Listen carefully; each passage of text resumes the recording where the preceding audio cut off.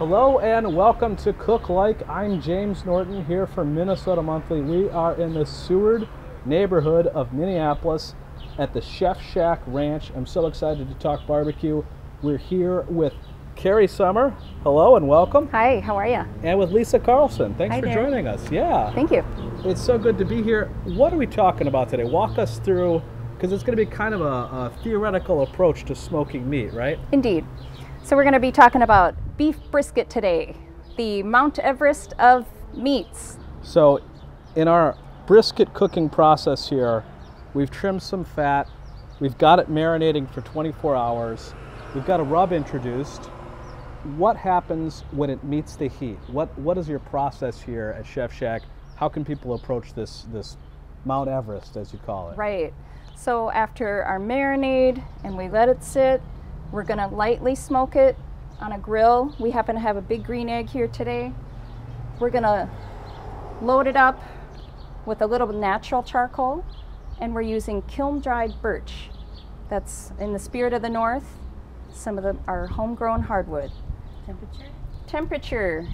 We're going to smoke our meats in between 250 and 350. We try not to let the fire grow too hot because that's just too much to smoke with.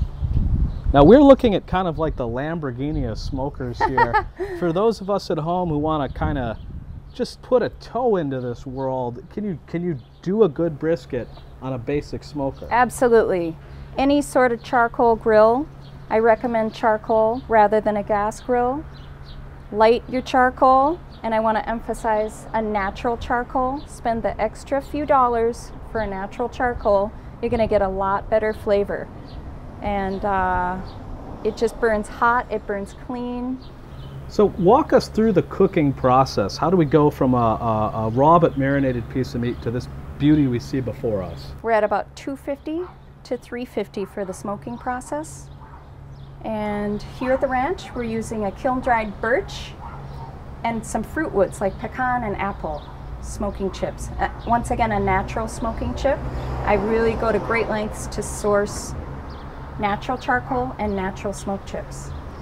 So we're going to place a few of our chips on the low flame. So this grill, it's about 250, and once again you can use any grill. Doesn't have to be this model, but a Weber or any other grill that you might have. We place our racks, and then I have an offset rack so the piece of meat isn't getting direct heat. We're going to diffuse that heat just a little bit. Meat goes on, fat cap toward the heat. So that cap is going to help protect the meat. What can you do to moderate or increase the heat as you go? How do you tend that fire and keep that temperature where you want it? Most grills are going to have some venting process, either on the top or the bottom, usually both. So those are the mechanisms in which you can increase your heat or diffuse it. So with your personal grill, if you just play around with it, get to know it, you can learn those processes of how to take down the heat. Once we're through our smoking process, which I try to keep at about 2 hours maximum, so we're not over smoking our meats. Then we take our temperature down to about 200, and we like it to ride at 200 for about 12 hours, sometimes up to about 18 hours. Okay, so this is lengthy. A long process. Yeah. How do you know when the thing is done? What tells you that this meat is ready to eat? We do temp with sophisticated thermometers, something a little bit more than a stick thermometer, digital. Those I recommend.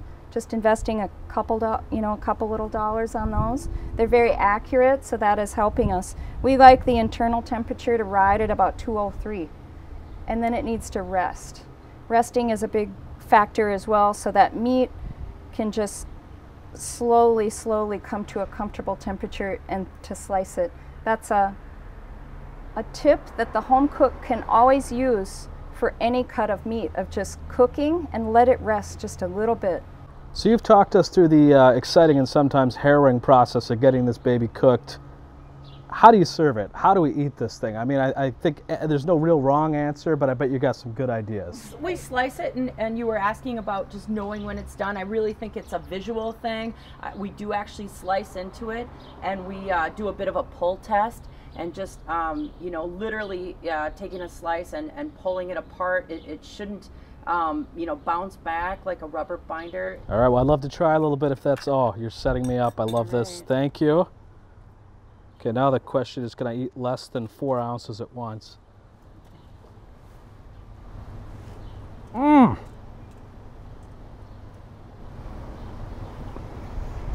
You probably can't see it with the sunglasses. My eyes were completely closed. So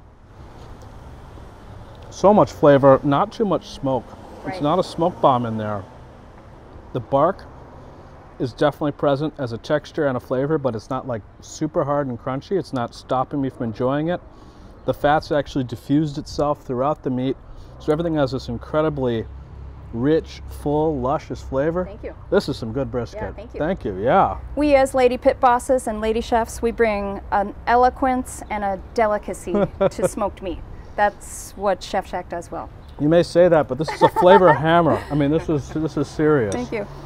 Lisa, Carrie, thank Yeah. you so much for having us You here bet, at Chef thank you. Shack. We're here at Chef Shack Ranch in the Seward neighborhood of Minneapolis. I'm James Norton from Minnesota Monthly. Join us again in a month for another Cook Like.